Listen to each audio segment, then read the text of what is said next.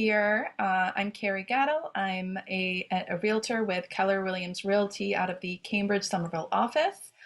And we're going to get started here in just a moment. I'm going to go ahead and share my screen as both of these strategies have been super helpful for me, and I really make sure that everyone's aware of these options. I actually wrote a book here about these strategies as well as a few others, mostly geared toward the amateur or novice investor. It's about breaking into it and getting started, getting your foot in the door, so to speak, literally and figuratively. And so these are just great strategies for even first-time buyers, but it can also be available to, of course, more seasoned veteran investors as well. So actually, before I go much further, let me see if I can. Okay, it's not letting me start a poll. I did want to take a quick poll, but maybe people are joining. Great. So maybe if I can't get the poll started, maybe just use the chat and let me know. I just was curious how many of you are first-time buyers or first-time investors. Maybe you've bought a home but haven't invested. And then, of course, if you have experience investing. So if you wouldn't mind sharing that in the chat so I have a little better idea of the audience today, that would be super awesome. Chris, investment home. Congratulations. That is so exciting. I am psyched for you. Freddie is a homeowner and first time investing. Katrina, first time, have never owned. Awesome.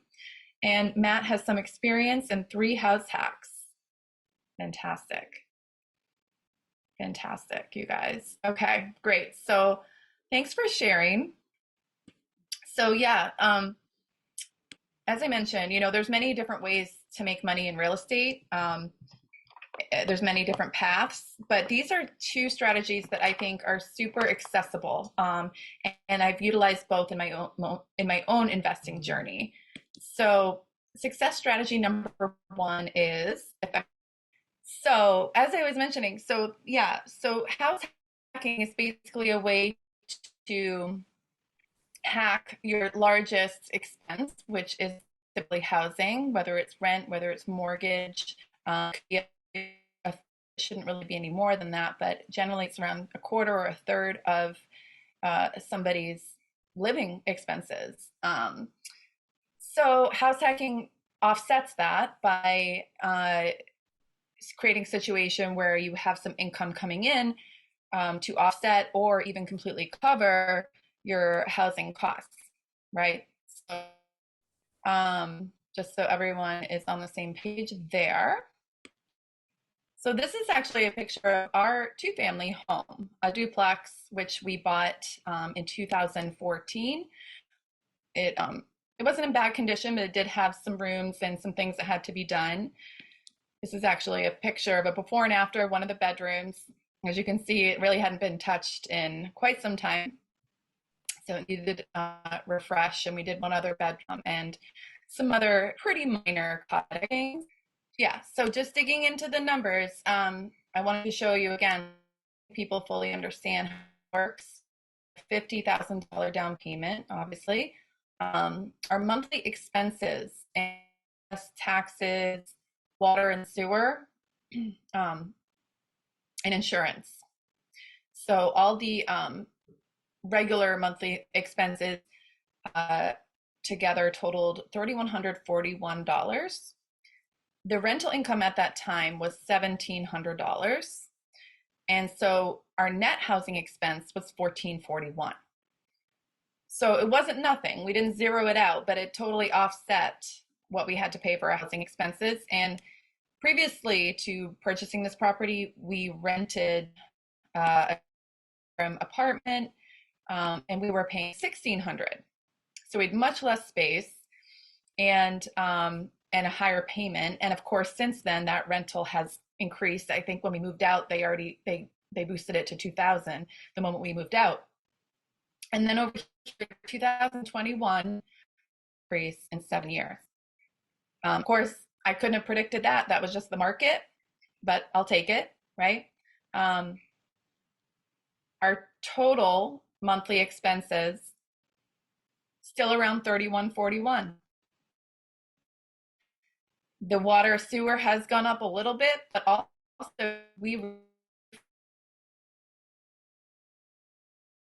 so they're hovering around that number still. Our rental income, however, has increased.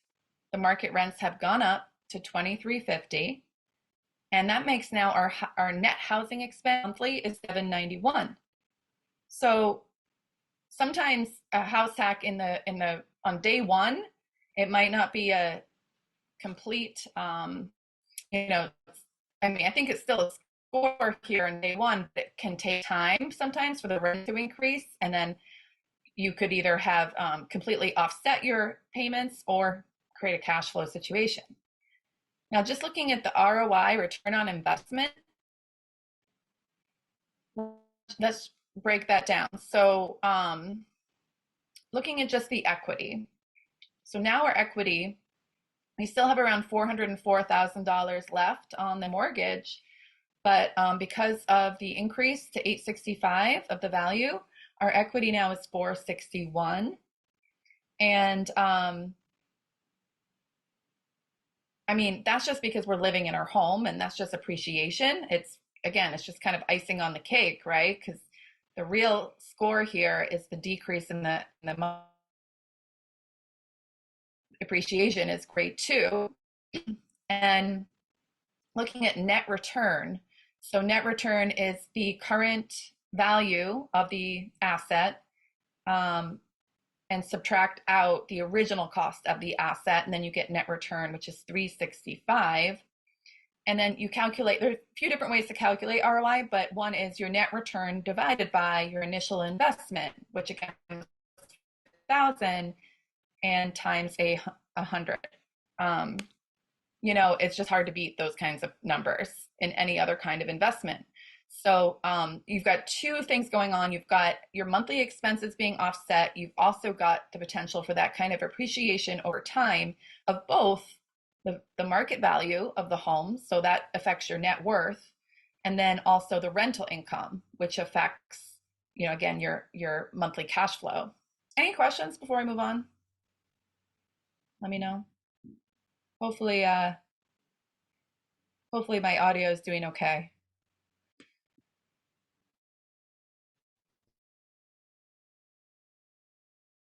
This is another example. So this was actually his first home, okay? A 3-family, renting out 2 other units, and he lived in one.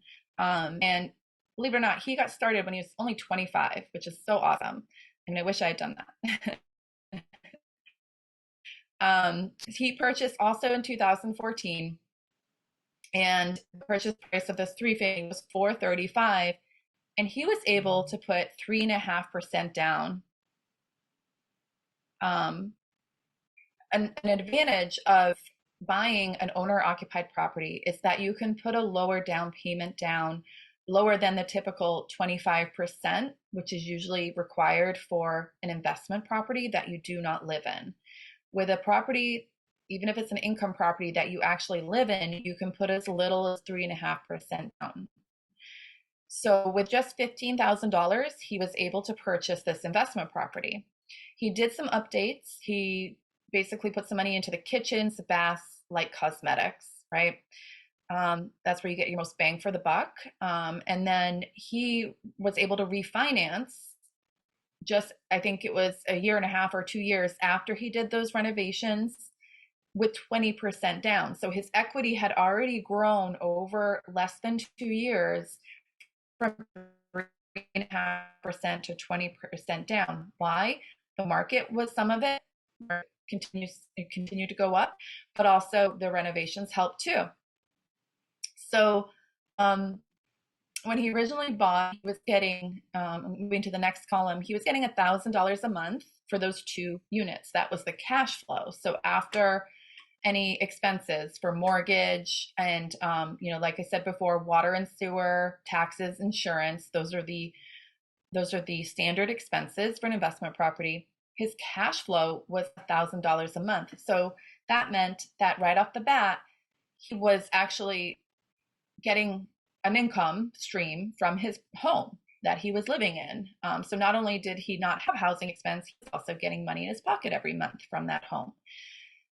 Now, fast forward to 2021, he's since moved out of this property and he is collecting $2,950 a month for all 3 units total, or $35K a year, which is a very healthy income, passive income, right? So he basically is very much on his way to financial freedom with that.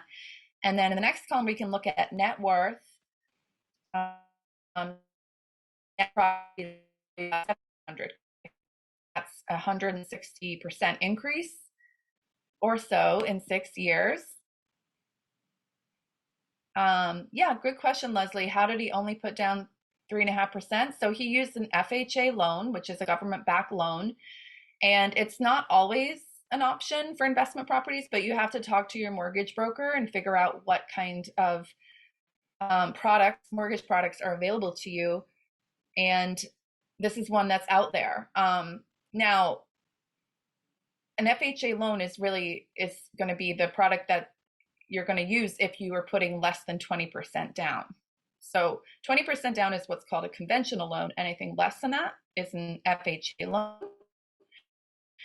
And basically, it's a government-backed loan because the government wants more people to buy homes. It's good for the economy, good for people's wealth and increased equity. And again, that spurs the economy. So it's their way of encouraging more people to have access to home ownership. So the only catch with an FHA loan, of course, is that you will have to pay PMI, which is private mortgage insurance.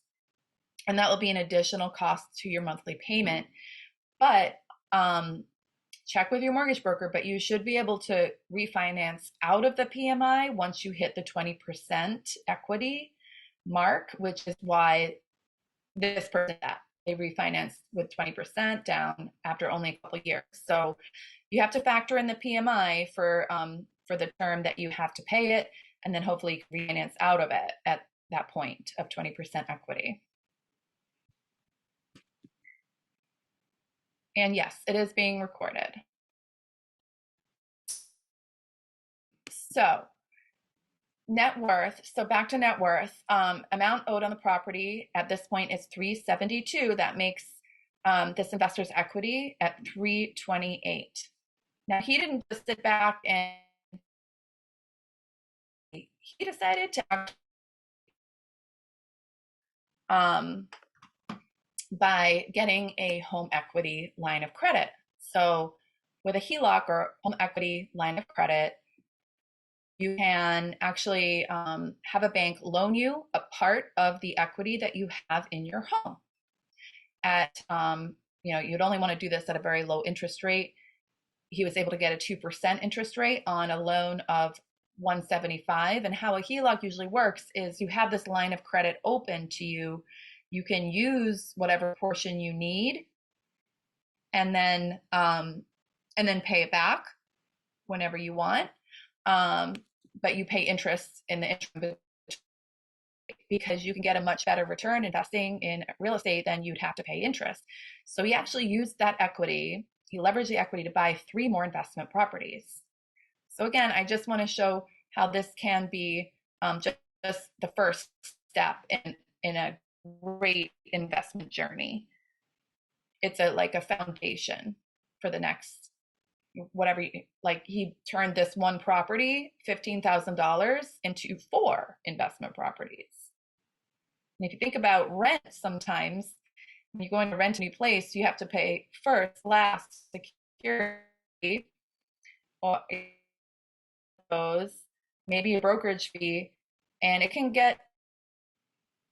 Let's just take a breather here and look at the benefits of house hacking. So we talked about the 3 8.5% or 5% down payment, or it could be a 10%, but it's much lower than the 25% down payment that's required to an investor because you're an owner occupant. So that's a huge occupant. You can have access to some different kinds of options, such as borrowing or withdrawing from a retirement account. Now, obviously, we have to check with our people, your CPA, for example, your financial planner, about this before taking action. But I just want you to know that it's an option to borrow or withdraw from a retirement account without penalty. You might still have to pay taxes on it, but you don't have a penalty tied to it if it's going toward a home, a first home. So this is more for like a first-time buyer. So check into that if you're looking to find more cash for a down payment. Another benefit is rents increase over time. As I just demonstrated, rents continually increase. It's just what happens. Rents don't go down. So over time, that's going to help your cash flow as you're building equity. And most importantly, someone else is paying your mortgage for you. So rather than you making your landlord rich, you're having other people make you rich. So you want to be on the right side of that equation. Real estate is the best vehicle for long-term wealth building.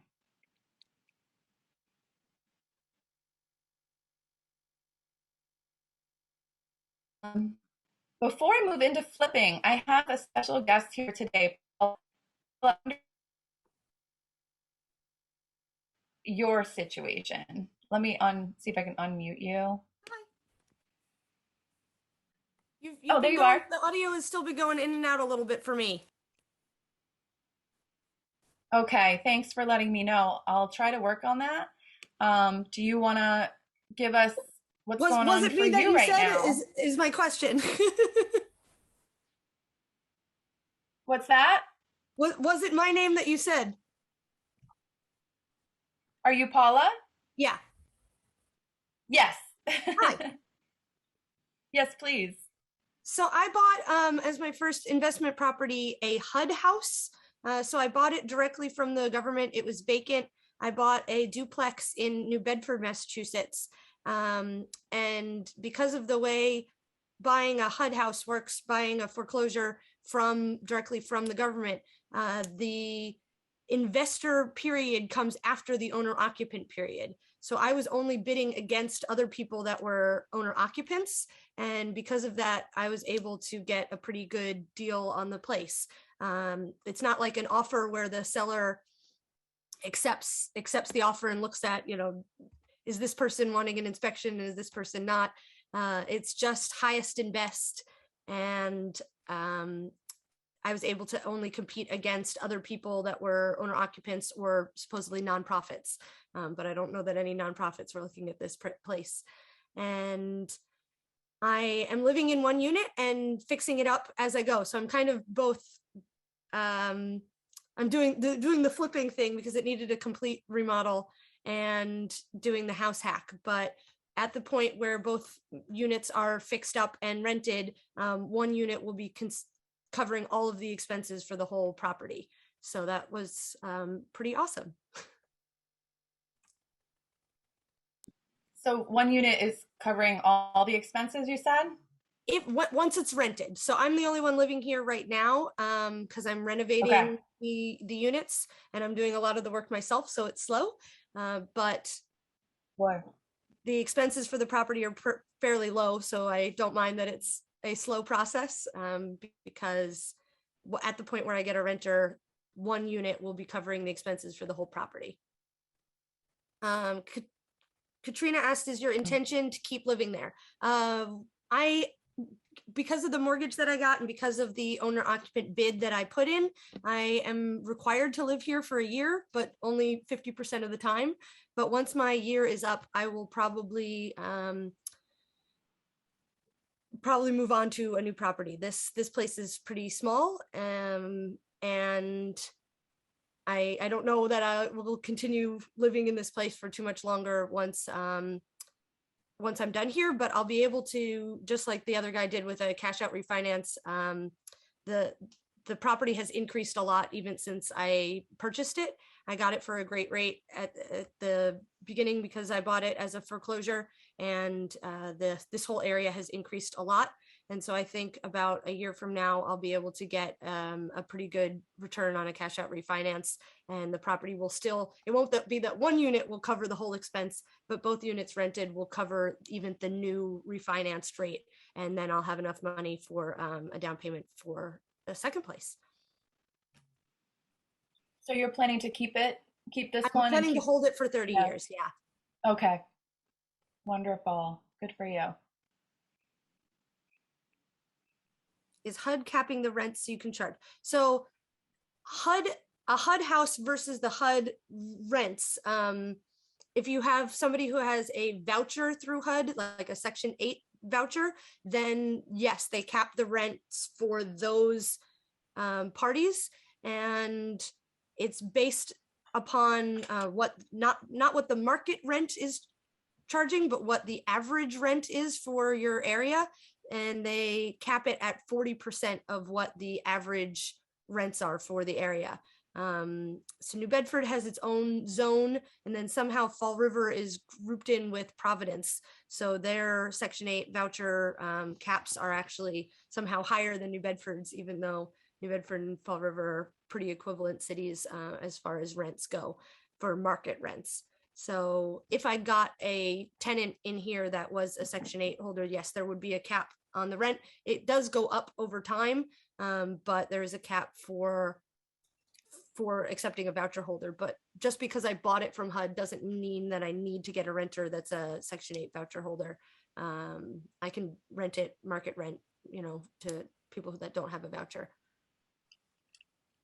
So even with the capped rents, it's still able to offset your housing expenses. It would offset my housing expenses by a lot. If I had both units rented to voucher holders, that it would cover all the expenses for the property. It just wouldn't be that one unit alone would cover all the expenses. Yeah. I've heard really good things about New Bedford and Fall River lately. A lot of investors are interested in those areas. People are interested in these areas because the cities are investing a lot in growing the city as well. They're extending the commuter rail station lines all the way out to Fall River and New Bedford, and it'll probably be another 2 years before we'll actually see that. But they've at least picked the locations and are doing the track work and everything to extend those lines. So the idea is hopefully that the cities will appreciate more than the average. Because once the train comes, and you can see certain areas that investors are definitely buying properties, and the property values are going up a lot, which is quite wonderful. Wonderful, wonderful. Okay, any other questions for Paula? Thank you so much for sharing. It's so inspirational, I think, to hear from other people. And a lot of times, these examples I'm showing you are from a few years ago because I want to show you what happens over 5-7 years, but it's obviously still possible now too. It's definitely possible now. Yeah. It's just buying right. It's buying the right property at the right price. Yep, exactly. Did you find your property on the market? It was on the market. All HUD houses are listed on the MLS, but you don't bid. You bid through the HUDHomestore.com website, and you need an agent to put in that bid for you. So I had done my networking and talked to a lot of agents and kind of told them what I was interested in. And this agent, she listed it, and I was her second phone call after she listed it, and she said, "This meets all your criteria. This is what you want." And she helped me through the whole process. Have I looked in Brockton for multifamilies? Yes, I've looked in Brockton as well. I know of people investing in Brockton and doing very well on house hacks or just buying multifamilies in Brockton. Brockton neighborhood by neighborhood, same like New Bedford. One neighborhood's very different than the next neighborhood, even within the city. So it's knowing the neighborhood and knowing you're buying in a safe, good area as well. Cool. Well, you guys, I hope my internet, I think it is my internet, Leslie, who happens to be in IT, is on the call and has been helping me narrow it down. And I think it's just my internet today. I don't know what's going on. But hopefully it is not too bothersome. Um, Anyways, thank you so much, Paula. I really appreciate you sharing your story. No problem. And anybody who's looking at investment property and is worried about like, are the numbers going to work? I'm happy to walk them through with my spreadsheet of, how to run the numbers and how to see what the cash flow could be and if that property works. That is so great. Yeah, and the great thing about real estate is that it's highly repeatable, right? Absolutely. Many people have done this before. In fact, more people have become wealthy through real estate than anything else. So there are definitely systems and checks and balances to make sure that you're following the right strategy. Freddie asks, is the way to reach you? Yeah, I'll put my contact info in the chat. Amazing. Amazing. Great. All right, so let's talk a little bit about flipping. Um, it's funnily enough, my first property ended up being an unintentional flip. I bought a foreclosed condo in LA, as a matter of fact, in Los Angeles, and this was back in 2009. The market was obviously really bad at that point. It was right after the crash, so nobody was buying, and so prices were low. And we bought a foreclosed condo to live in. But while we were there, we ended up adding a bedroom. By the way, this is not pictures of the condo. This is another one, but I just wanted to tell you real quick about this story. We added a bedroom to this condo and did some other cosmetic things. And what happened was, after we had our first child, we decided to move cross country back east. So we ended up selling. We didn't intend to when we bought it, but we ended up selling in a year. And even in the terrible market that we had in 2010, we ended up netting like a 50K profit on this little condo that we bought for 250. So that's what got me into real estate. I said, "Oh my gosh, you can create value in real estate, right? Instead of just like punching a time clock and selling your time for money, you can actually create value that wasn't there before." And that's the beauty of flipping. It's a way to make 1 + 1 = 3 through adding value. And I learned a lot, obviously, in that flip. These are pictures of before and after of a flip I did last year in Melrose. This was not an owner-occupant flip, so it's a little different situation. But I mean, there's nothing more satisfying than taking something like this on the left and turning into something on the right. It's just, I love to see a vision come to life like that and see a place improved like that. So when you're flipping and you're not an owner occupant, you have to do it really fast typically, if you're not living there, because in most cases, you'll probably get a private money loan, you'll have a high interest rate. And so the idea is to do it in less than 6 months, get it on the market, get out, sell it, and move on to the next one.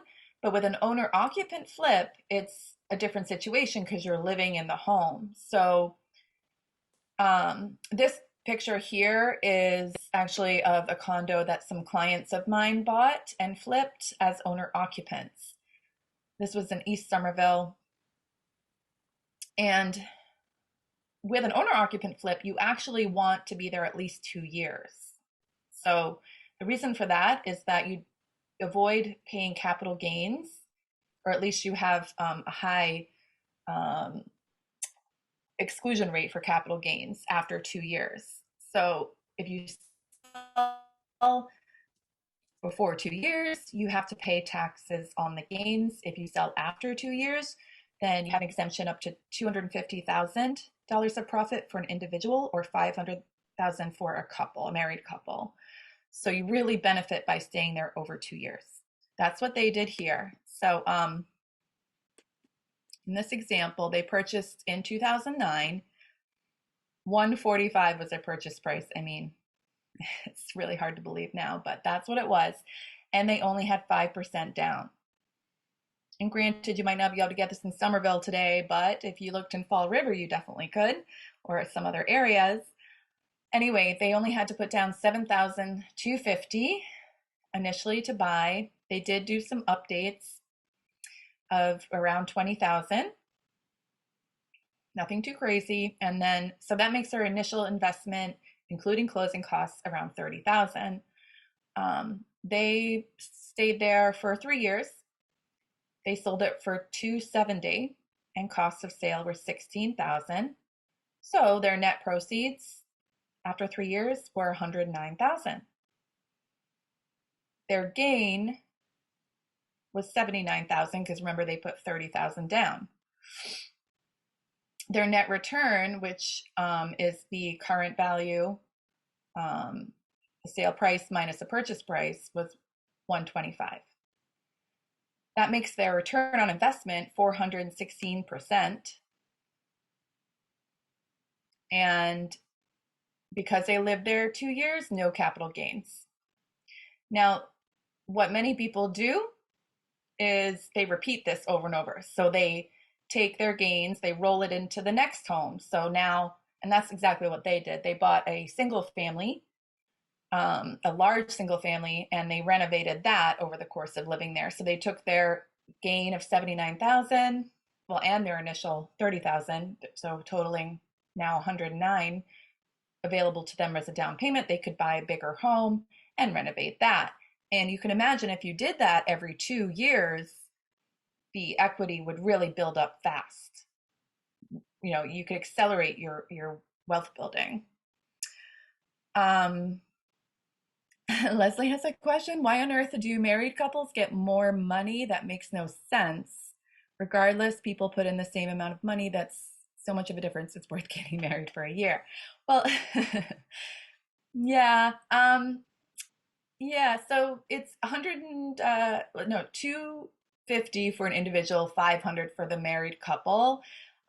Good question. Whether if they're not married and they're living in and they're both on the deed, I'd have to find out about that if you could still get the exemption. But as far as I remember, it is for married couples, 500K exemption on the capital gains. Those rules do change though year to year, so definitely it's worth checking on that with your CPA. If you and your partner were both, if your partner but not married, and you made 500,000, you would each get 250, and your each individual tax would cover that 250 limit. Right, yeah. So that's what I was thinking too. If you're both on the deed, you're both owners of the property, you're both claiming that profit, but you're not filing jointly, you're filing individually. Yeah. Get the exemption for 250. Yeah, and that's a lot of money, by the way. I mean, if you're profiting more than that 250 in 2 years, I mean, that's a good problem to have. So here's what if you combine, right, the flipping strategy, owner occupant flip, with the house hack?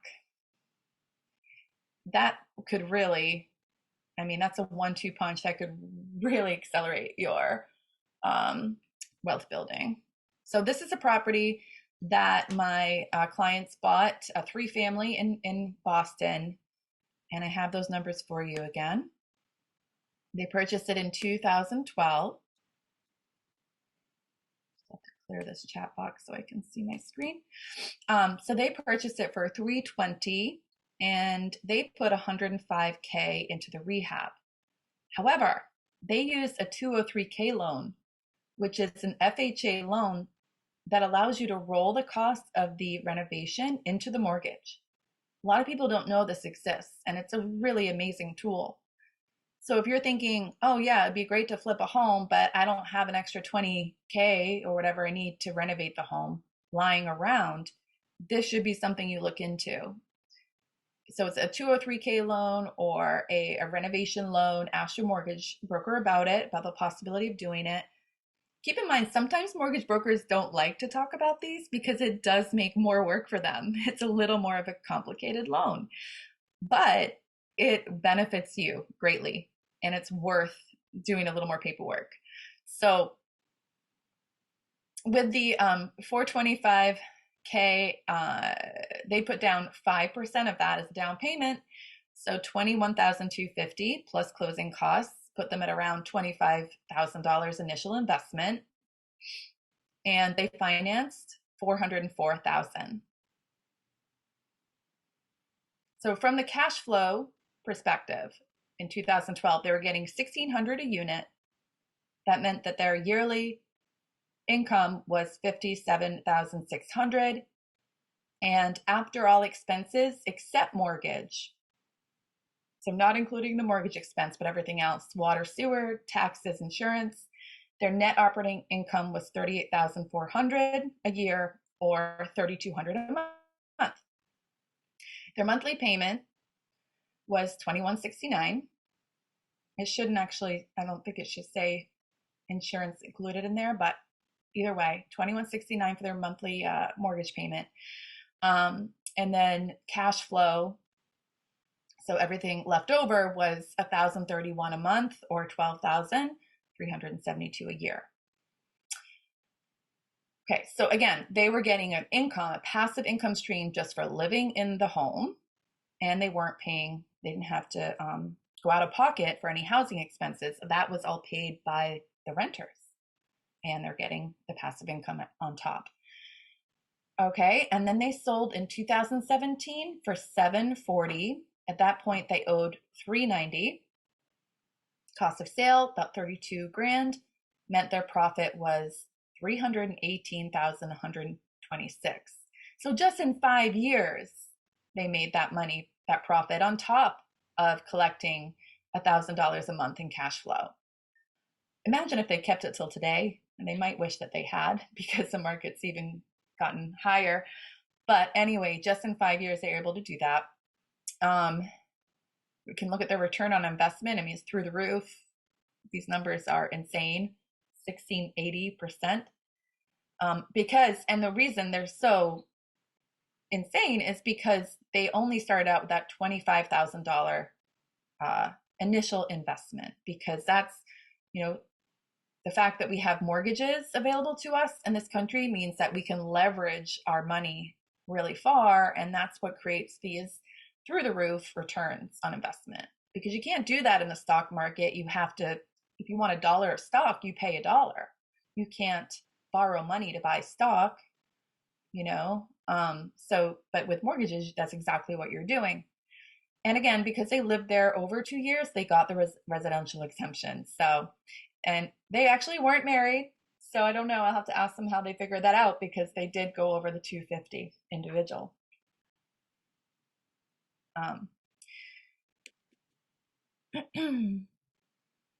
Okay, Leslie. So you have another question. That's hard to get though, isn't it? Need a full contract accepted for the contractors, etc., not just an estimate.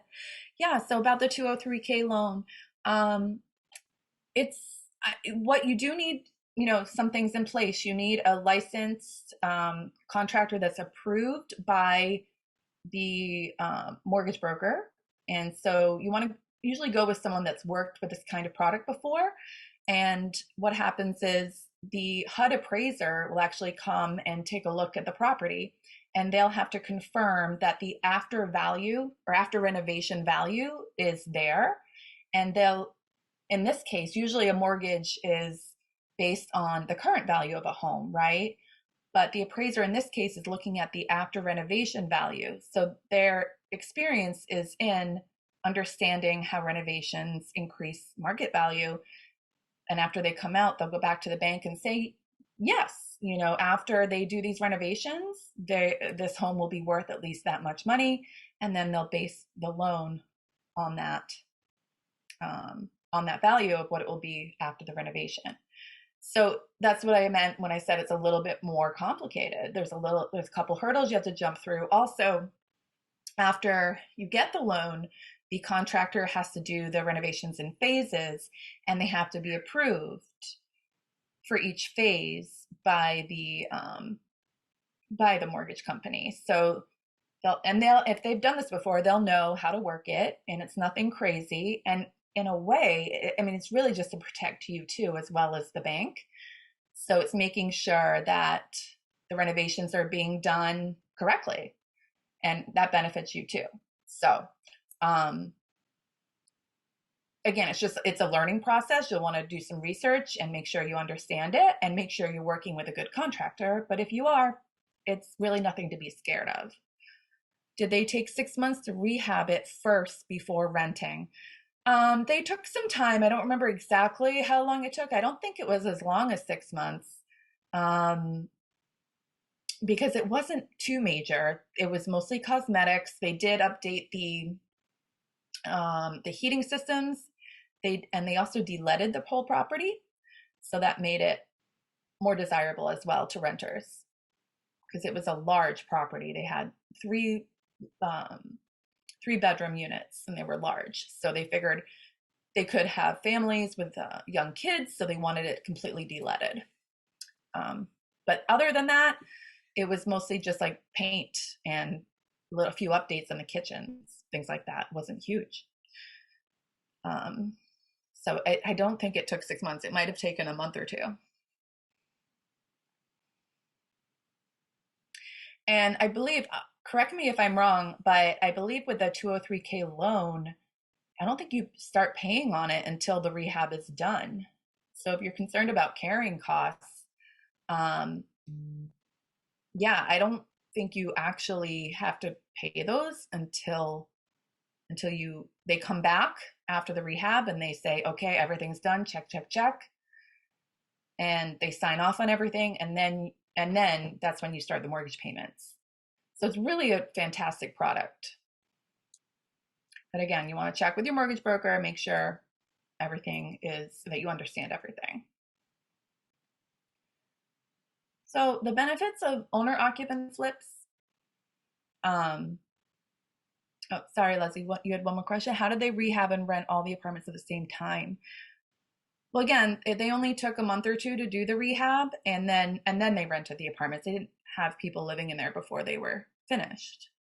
So they might have been able to show them, but they definitely didn't have people moving in until they were completely done with the renovations. And they were able to advertise them at better rents because they were newly renovated. Hopefully that makes sense. So benefits of owner occupant flips. Again, because you're an owner occupant, you can do a lower down payment, as low as 3.5% or 5% with an FHA loan. You can potentially use a 203K loan to finance your renovation. Sorry. You get accelerated returns because, obviously, if you move into a move-in ready home in a desirable market, you're going to gain equity over time. But when you're creating sweat equity, as we like to call it, by improving the property, you accelerate and create equity more rapidly.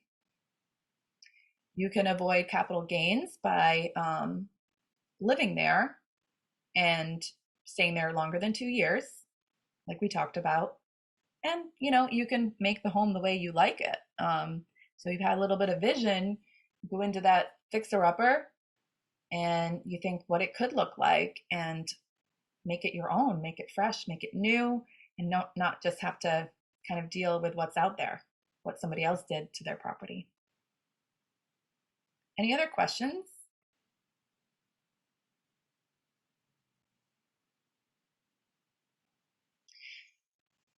Yeah, so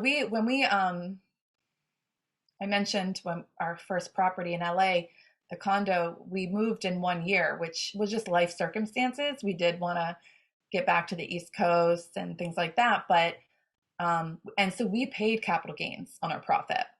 So that was one of the things that kind of I learned from that.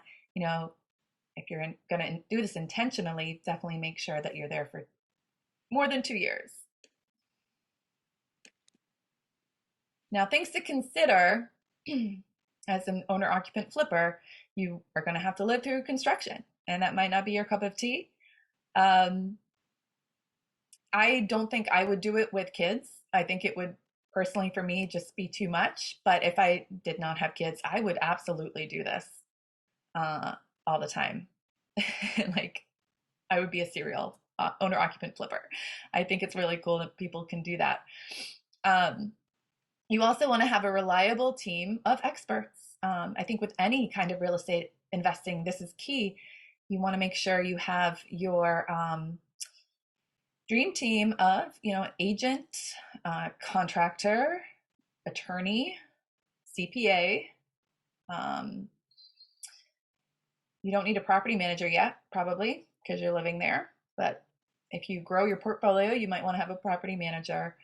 But those are really the core of your dream team. So lean into those people because you can't know everything and you don't need to know everything about real estate. I mean, one nice thing about real estate is that you do understand it innately already because you've always lived in a home. But having for all those details and when the pressure's on because you need to write an offer or whatever it might be, you want to have that dream team around you and be able to get a quick answer when you need it. And again, we've already talked about, you do want to make sure that you're holding for at least 2 years. And if that's something that you're not sure about, you might not want to do an owner occupant flip because you don't want to give that much money to the government, perhaps.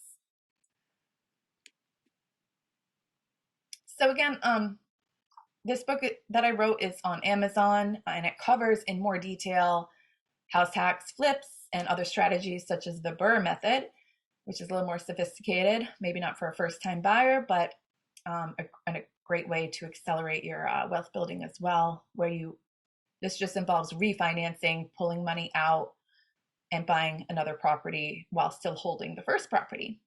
So if you'd like to read about that, please buy my book on Amazon. I actually refer to it myself often because it's a good refresher, even if you've invested before. And if you'd like to set up a private consultation, I would love nothing more than to talk to you about your investing goals as we're heading into 2022. It's a great time to regroup and plan what you want to do for the coming year. And I'd love to see if I can help you with resources, experience, and other things that I can offer. I also would love for you to join my Facebook group, Ready, Set, Invest.